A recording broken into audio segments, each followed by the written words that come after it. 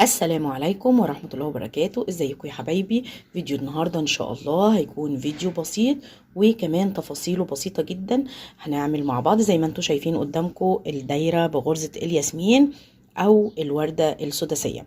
طبعا هي الوردة السداسية لان هي بتتكون من 6 بتلات، كل وردة في الدايرة بتتكون من 6 بتلات.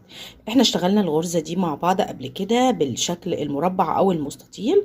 النهاردة ان شاء الله هنشتغلها بالشكل الدائري. طريقة سهلة وبسيطة جدا للبنات اللي شايفين الدايرة بغرزة الياسمين صعبة. تشوفوا قد ايه الطريقة سهلة وكمان ما بتاخدش وقت. يلا بينا نبدأ مع بعض. معايا طرف الخيط بتاعي، وما ننساش ان انت لازم يكون معاكي ماركر عشان تعلمي دايما بداية السطر بتاعك عشان تعرفي بتقفلي السطر فين. تمام.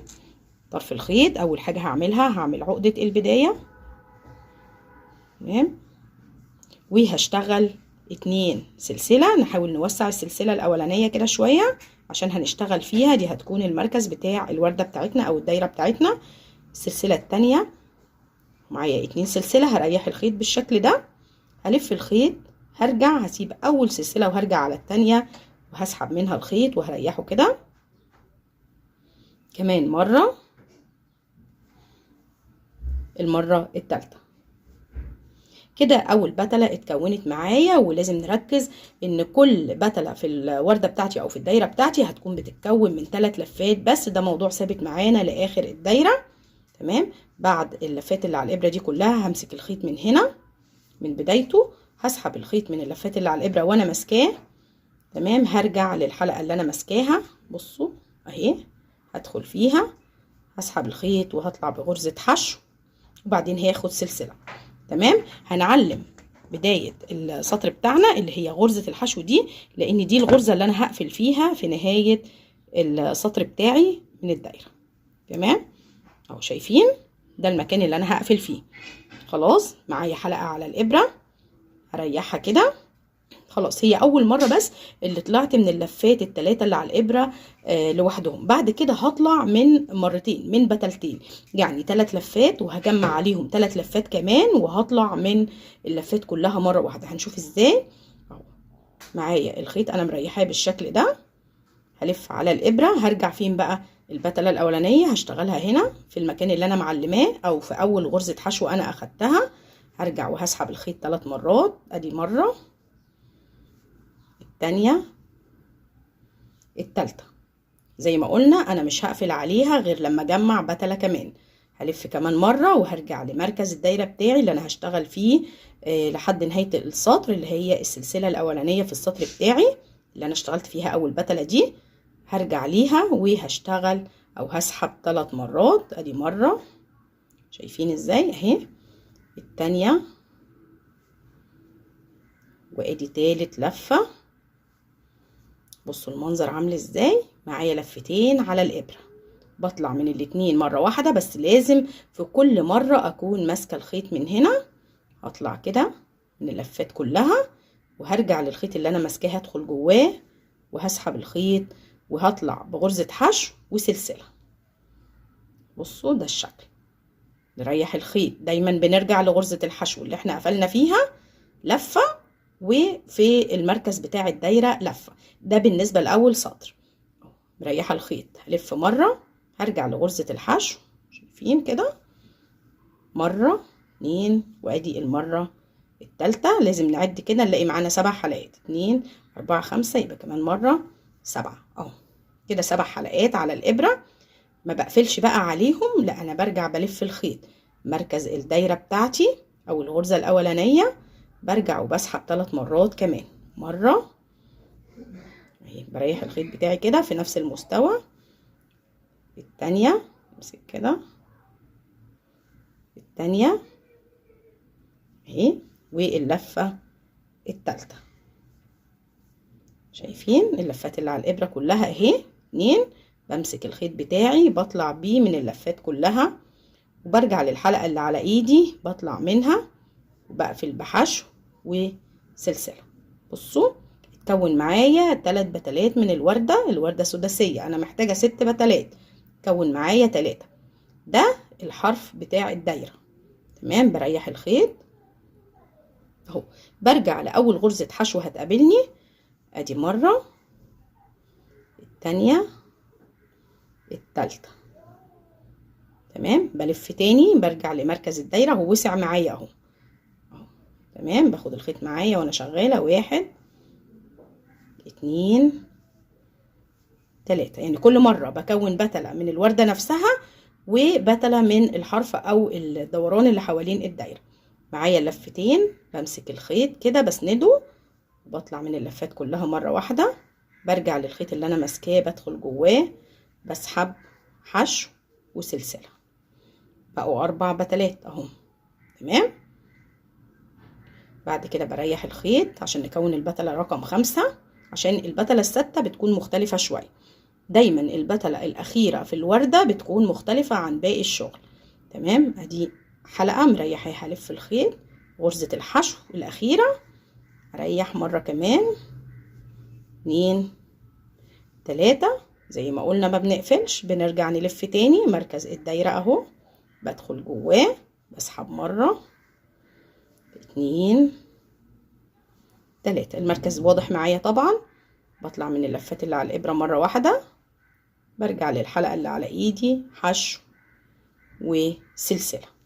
بصوا، بتلة 2 3 4 5. بصوا المنظر، بداية السطر اهي. خلاص كده اتكون معايا من ال6 5 بتلات. انا محتاجة بتلة واحدة بس علشان الوردة تقفل معايا نفس الطريقة اهو. محتاجة طبعا الحرف بتاع الدايرة اللي هي البتلة اللي فوق دي. بريح كده، بلف مرة 2 3، هرجع للمركز مرة 2 3. المفروض بقى ان انا هسحب الخيط بتاعي من الحلقات كلها. لا، دايما زي ما قلنا البتلة رقم 6 بتكون مختلفة. انا ما باخدش لفتين على الابرة وبطلع منهم، لا انا بخليهم 3. بلف الخيط بس مش هرجع بقى للمركز، لا انا هرجع للمكان اللي انا هقفل فيه او المكان اللي انا معلماه، اللي هي اول غرزة حشو انا اشتغلتها. بلف بسحب الخيط منها 3 مرات بنفس الطريقة عشان اكون بتلة كمان. 1 2. خلاص انا مش شغالة في المركز. 3. شايفين؟ 1 2 3. بمسك الخيط بنفس الطريقة بالراحة كده وبطلع من ال3 مرة واحدة، برجع للخيط اللي على ايدي اهو، بطلع غرزة حشو اهو بنفس الطريقة دي وباخد سلسلة. خلاص بصوا الدايرة اتكونت معايا ازاي. الوردة 6 بتلات وحواليها البتلات اللي انا هبدأ بيها السطر اللي بعد كده، او لو حبيت ان انا انهي الدايرة بيكون شكلها كده. تمام. خلاص الغرزة اللي انا قفلت فيها دي هي دي اللي انا هقفل فيها السطر اللي بعد كده. يعني خلاص السطر الاولاني اتقفل معايا، بشيل العلامة بتاعتي اهو، وباجي على المكان او غرزة الحشو اللي انا قفلت فيها اخر بتلة، بعلم كده عشان دي اللي هنهي فيها السطر التاني، وبخليها متعلمة. نركز عشان العلامة ما تضيعش مننا او المكان ما يضيعش مننا ونكون عارفين بنقفل السطر فين. خلاص هنبدأ السطر التاني مع بعض. خلاص بعد السلسلة اللي اخدتها بعد اخر غرزة حشو انا علمتها عشان هقفل فيها السطر، هرتفع بالخيط كده بنفس الطريقة. تمام. انا هبدأ اكون الوردات او البتلات اللي حوالين الدايرة بتاعتي. تمام. هلف الخيط، انا هريحه كده وهلفه، هاجي على نفس المكان اللي انا قفلت فيه او اللي فيه العلامة ده، هرجع وهسحب 3 مرات. 1 2 3. زي ما قلنا كل مرة لازم نقفل على بتلتين. ادي واحدة، التانية هاخدها فين؟ انا هبدأ ان انا اكون ال6 بتلات هنا علشان اكون الوردة دي. انا معايا 1 2 3، انا همشي بالدور كده 1 2 3. هلف الخيط وهاجي على الجزء ده اللي هو يعتبر المركز بتاع الوردة الجديدة بتاعتي اهو. انا عديت المكان اللي انا قفلت فيه، هاجي على تاني غرزة على طول هتكون هي المركز بتاعي، هسحب 3 مرات. 2 3. زي كل مرة معايا 2 بتلتين هطلع منهم، همسك الخيط بتاعي كده وهسحب من اللفات اللي على الإبرة. الحلقة اللي أنا ماسكاها هرجع فيها وهطلع بغرزة حشو وسلسلة. لو احنا بصينا كده هنلاقي اتجمع معايا بتلة 2 3 4 بنفس الطريقة. هريح الخيط، دايما برجع لآخر غرزة حشو أنا اشتغلتها وبسحب منها 3 لفات دي البداية بتاعتي. وبعدين بلف الخيط وبرجع للمركز اللي انا بشتغل فيه وبسحب 3 مرات كمان. 2 3. بصوا المنظر. بمسك الخيط بطلع من اللفات اللي على الابرة وبرجع للحلقة اللي انا ماسكاها، بسحب حشو وسلسلة. بصوا بدأت تتجمع ازاي. البتلات هنا مشتركة بين هنا وهنا، الوردة دي والوردة دي. تمام. لو عدينا هنلاقي بتلة 2 3 4 5 زي ما احنا متعودين وعملنا قبل كده. البتلة رقم 6 والأخيرة بتكون مختلفة. أنا ما بجمعش بتلتين مع بعض أو عدد لفتين مع بعض، أنا بجمع 3 عشان أقفل في الغرزة اللي بعدها. تمام. بريح الخيط وباجي على آخر غرزة حشو أنا أخدتها، بلف الخيط كده وبرجع بسحب منها 3 مرات. 2 3. كمان مرة للمركز، برجع لمركز الوردة بتاعي. 1 2 3. وعشان دي البتلة الأخيرة في الوردة بلف كمان مرة وبنقل على غرزة الحشو اللي بعدها. أنا ماشية بالدور كده. بصوا حشو حشو حشو اهو، هنا وهنا وهنا. تمام. باجي بقى على اللي بعدها، طالما دي البتلة الأخيرة بدخل فيها وبسحب 3 مرات. الأخيرة بس هي اللي بعمل فيها كده. 1 2 3. بمسك الخيط بطلع من اللفات اللي على الإبرة كلها مرة واحدة، برجع للخيط اللي أنا ماسكاه بطلع بحشو وبعدين باخد سلسلة. بصوا الوردة التانية اتكونت معايا. تمام. هنكمل بنفس الطريقة. بريح الخيط ولو بصينا هنلاقي الوردة اللي جنبها بدأت تتكون وبقى فيها 4 بتلات. تمام. بريح الخيط برجع على آخر غرزة حشو اشتغلتها، بلف وبسحب المرة التانية. المرة التالتة باجي على المركز الجديد هنا بسحب كده. ايه، نظبط الخيط معانا كده. مرة 2 3. تمام. هنا دي البتلة رقم 5. 1 2 3 4 وبكون ال5 اهي. بمسك الخيط وبطلع برجع تاني اسحب حشو من نفس المكان اللي احنا متعودين عليه وانا ماسكاه اهو. تمام. حشو اهي وسلسلة. 1 2 3 4 5. انتي ما بتبصي للمنظر بتلاقيه بدأ يتكون قدامك اهي. كل وردة جديدة بتتكون بتلاقيها بدأت تظهر. بريح الخيط بلفه، باجي على اخر غرزة حشو اشتغلتها اللي هي فيها السلسلة دي، بسحب مرة 2 3. انا معايا هنا 5، يبقى البتلة اللي انا هجمعها هي رقم 6. يعني مش هقفل على مرتين او لفتين، لا انا هقفل على 3. برجع للمركز تاني. 1 2 3. الغرزة اللي بعديها او الحشو اللي بعديها اللي عليها الدور بدخل فيها بسحب 1 2 3. طالما دي البتلة رقم 6 بيكون معايا 3 لفات على الإبرة. بمسك الخيط بطلع منهم مرة واحدة اهو. برجع تاني للخيط اللي انا ماسكاه بدخل كده جواه وبسحب الخيط اهو، بقفل بحشو وسلسلة. بصوا الوردة التالتة اتكونت معايا. تمام. بنفس الطريقة ريح الخيط، اخر غرزة حشو اشتغلتها بدخل فيها 2 3. الوردة اللي عليها الدور فيها 4. تمام. برجع للمركز بتاعها وبسحب 3 مرات عشان اكون البتلة ال5. تمام. معايا لفتين عشان هي رقم 5 فبيبقى لفتين بس. تمام. برجع للخيط تاني بسحب حشو وسلسلة، بقوا 5. بكون البتلة ال6. بريح الخيط وبرجع لاخر غرزة حشو اشتغلتها تاني مرة، تالت مرة. المركز بتاع الوردة بتاعي بسحب منه 3 لفات. 2 3. برجع للغرزة اللي عليها الدور بسحب منها 3 لفات. 2 3. بصوا اللفات على الإبرة ازاي 3 مرات اهو. بمسك الخيط بطلع مرة واحدة. خلي بالنا واحنا طالعين عشان ما نسحبش خيط من البتلات بتاعتي. برجع للخيط اللي انا ماسكاه اهو، شايفين؟ بدخل جواه بسحب وبقفل بحشو وسلسلة. الوردة الرابعة اتكونت معايا، ادي مركز 2 3 4. بصوا المنظر.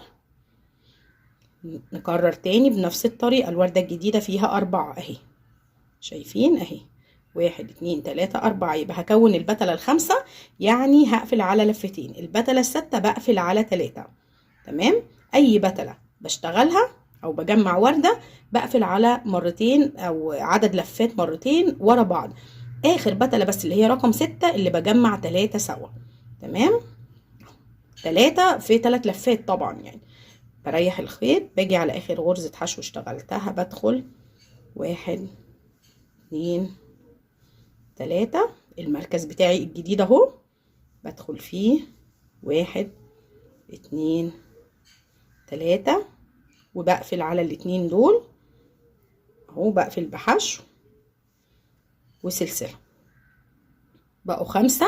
بجمع البتلة الستة هنا، بريح كده، بسحب من اخر غرزة حشو اشتغلتها 3 لفات، وبرجع للمركز بتاع الوردة 3 لفات،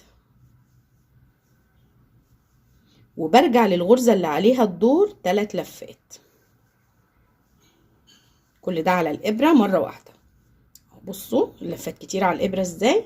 بمسك الخيط كده، بطلع منهم كلهم، بسند الخيط بتاعي، بطلع مرة واحدة كده، شايفين، وماسكة الخيط اهو، بدخل فيه، بسحب حشو وسلسلة. تمام. الوردة اتقفلت معايا، والوردة الجديدة بدأت تتكون معايا، يعني بقفل وردة والتانية بتتكون في نفس الوقت. خلاص احنا قربنا من المكان اللي هنقفل فيه السطر عشان نجمع سطر كامل. بريح الخيط كده. انا معايا 1 2 3 4. هشتغل البتلة الخامسة، غرزة الحشو 1 2 3. بلف كمان مرة وارجع للمركز 1 2 3. سهلة جدا جدا، بس عايزة شوية تركيز.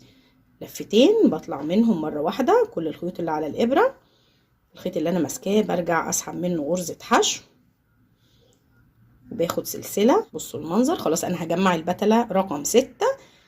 ريح الخيط، ألف وأرجع لآخر غرزة حشو 1 2 3. بصوا هنا هلف تاني 1 2 3 عشان البتلة دي البتلة رقم 6. هاجي على الحشو اللي بعدها 1 2 3. تمام. بصوا معايا ال3 لفات ازاي. همسك الخيط وهطلع من اللفات اللي على الابرة كلها مرة واحدة اهي. الحلقة اللي انا ماسكاها هسحب منها حشو وسلسلة. وصلنا للمكان اللي هو فيه العلامة دي، اخر وردة هشتغلها في الدايرة. تمام اهو. بنشيل العلامة. خلاص احنا وصلنا لها كده، عرفنا ان دي اخر وردة وهنقفل السطر بتاعنا. نشيلها على جنب. هنا في 5 بتلات. هجمع البتلة رقم 6، هريح الخيط وهلفه اخر غرزة حشو، هاخد 3 لفات 3. اللي بعدها المركز هياخد 3 لفات 2 3. اللي بعدها اللي هي الغرزة اللي عليها الدور هياخد 3 لفات. خلاص كده السطر اتقفل معايا، او دي اخر وردة هشتغلها. معايا لفة 2 3. همسك الخيط وهطلع من اللفات اللي على الابرة كلها مرة واحدة. الحلقة اللي على ايدي هاخد منها غرزة حشو وسلسلة. كده السطر التاني اتقفل معايا. وقبل ما انسى همسك العلامة بتاعتي وهعلم اخر غرزة حشو انا اشتغلتها، عشان دي هتكون اخر حاجة هشتغلها في السطر الجديد عشان اعرف انا بقفل فين. بصوا المنظر بقى جميل ازاي. بصوا جميلة اهي. خلاص. طيب هنبدأ سطر جديد سوا. كده انا اشتغلت سطرين اللي هو المركز، واشتغلت السطر التاني. بصوا لو بصيتوا كده هتلاقوا الوردات حوالين الوردة اللي في النص. طيب لو حبينا نبدأ سطر جديد هيكون بنفس الطريقة. انا معايا اخر حاجة غرزة حشو وسلسلة. بريح الخيط كده بطوله، بلف الخيط، باجي على نفس المكان اللي فيه العلامة، بدخل وبشتغل ال3 لفات بتوعي. تمام اهو. لو بصينا هنا على اول وردة هنكونها مش هي اللي فيها العلامة، لا اللي بعدها على طول اهي. بتلة 2 3 4 اللي هي فيها 4 بتلات دي، لان انا بمشي كده مش بمشي كده، فاحنا هنكون الجزء ده. معايا بتلة 2 3 4 دي الخمسة، هلف وهاجي على المركز هشتغل فيه تاني زي ما احنا متعودين، كل مرة بنقفل على 2 بتلتين اهو. تمام، بطلع منهم مرة واحدة، برجع وباخد حشو من نفس المكان اللي انا ماسكاه وسلسلة بعد الحشو، بقوا 5 بنفس الطريقة. بريح الخيط، بفضل اشتغل دوران، بريح الخيط وبسحب 3 لفات من اخر غرزة حشو اشتغلتها. تمام، باجي على المركز. تمام، دي البتلة الستة، فمش هقفل على 2، انا هقفل على 3 بتلات. تمام، وبلف وباجي على اللي بعدها اللي عليها الدور، بدخل في غرزة الحشو كده، بسحب 3 لفات كمان. بصوا ال3 لفات اهو، بمسك الخيط وبسحبه من ال3 لفات اللي على الابرة، برجع لنفس المكان اللي انا ماسكاه، بسحب الخيط منه وبقفل بحشو وسلسلة. لو بصينا هنلاقي وردة جديدة اتكونت معانا اهي. بصوا الدايرة بدأت تكبر شوية. تمام، نكمل. معايا وردة جديدة بدأت تتكون وفيها 4 بتلات. بريح، باجي هنا بسحب 3 لفات من اخر غرزة حشو، المركز الجديد، مركز الوردة الجديدة، 3 لفات، وبطلع بمسك الخيط وبطلع من الاتنين مرة واحدة، لان دي البتلة الخامسة لسه، وحشو وسلسلة. بقوا 5، هقفل ب3 بتلات. بريح الخيط، دايما تريحي الحلقة اللي على الابرة وتيجي في اخر غرزة حشو وتسحبي ال3 لفات كده، 2 3. بلف وباجي على المركز والحلقات على الابرة كده، بسحب 3 مرات كمان. بلف، طبعا دي الستة، فباجي على الغرزة اللي عليها الدور عشان انقل على وردة جديدة. دايما البتلة الستة بنقل معاها على غرزة جديدة. 3 لفات اهو، بطلع منهم. تمام، الحلقة اللي على الابرة بسحب منها حشو وسلسلة. وردة جديدة اتكونت، ووردة جديدة بدأت وفيها 5 بتلات كمان، يعني هشتغل البتلة الستة على طول. ببص على الوردة اللي انا هكملها الاول، اشوف فيها 4 وهشتغل ال5، ولا فيها 5 وهشتغل ال6، لان عدد اللفات بيكون مختلف. لو انت هتشتغلي البتلة الرابعة او الخامسة هتشتغلي لفتين بس وتسحبي منهم، لكن لو انت هتشتغلي الستة بيكونوا 3 وبتسحبي من ال3 مرة واحدة. هنشتغل وهنكمل الدايرة بنفس الطريقة. ده السطر الثالث انا هكمله وهرجع لكم عشان نشوف الشكل وصل لايه. وصلت لنهاية السطر الثالث، خلاص وصلت للعلامة، ودي اخر وردة او اخر غرزة ياسمين انا هشتغلها. مجرد ما وصلت للعلامة دي خلاص، دي اخر وردة ناقص فيها بتلة واحدة بس اللي هي البتلة رقم 6، وبعد كده السطر الثالث هيتقفل معايا. بشيل العلامة خلاص، وبكون عارفة ان دي اخر حاجة هشتغلها. معنى ان انا هشتغل البتلة رقم 6 يعني هاخد 3 لفات مع بعض او 3 بتلات مرة واحدة.